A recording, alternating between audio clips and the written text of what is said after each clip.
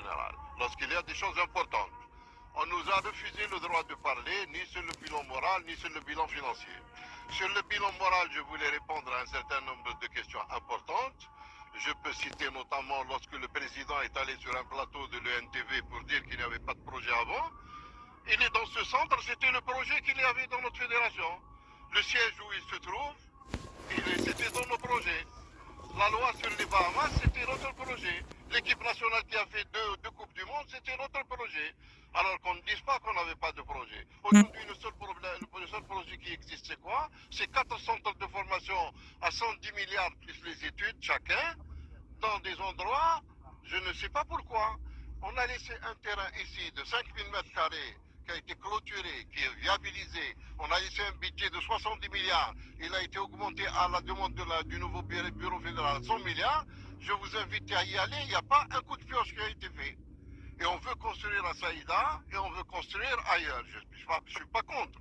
Mais c'est l'affaire des clubs, la formation des joueurs. C'est pas l'affaire des fédérations. Est-ce que la fédération française de football ou allemande ou je ne sais pas japonaise a des centres de formation éparpillés dans leur pays? C'est l'affaire des clubs. Il a fallu peut-être, puisque déjà en 2003 et 2004, un conseil du gouvernement avait décidé d'attribuer des parcelles de terrain aux clubs et qu'ils avaient déjà à l'époque prévu de donner 10 milliards pour commencer les travaux et l'accès à des prêts bancaires. On aurait dû encourager les clubs, notamment aujourd'hui, il y a une quinzaine de clubs qui ont des parcelles de terrain. Je préfère leur donner la proposition que je voulais faire, c'était de dire donner 30 milliards à chaque club sous forme de travaux de réalisation, études de réalisation de terrain, plutôt que de construire 400 à 440 milliards.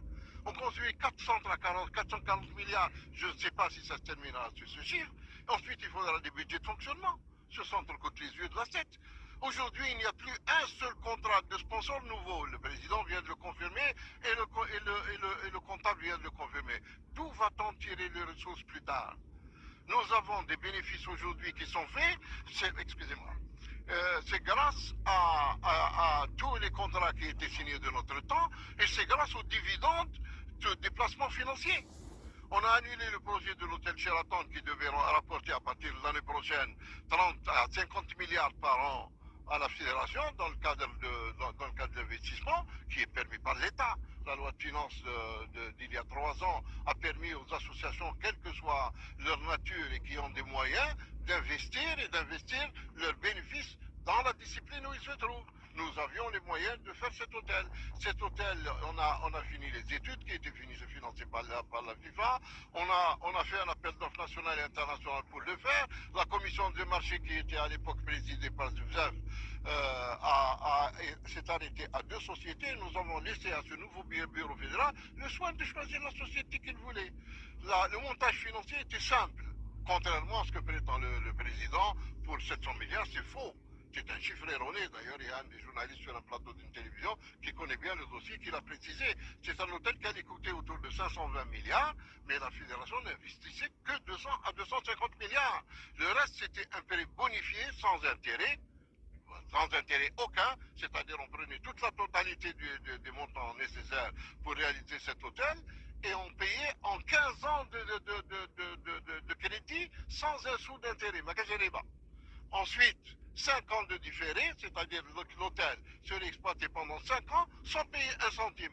On aurait été dans 3 ans en train de récolter 50 milliards par an. J'ai placé à l'époque 500 milliards dans un compte à la BEA qui rapporte, c'est un compte obligataire de l'État, qui donne un bénéfice important par an de 5%. C'est-à-dire que sur 4 ans, on diminuait, ça faisait 100 milliards de récupérer, on diminuait le coût de l'hôtel de 100 milliards d'un coup. Ça, les gestionnaires connaissent ça.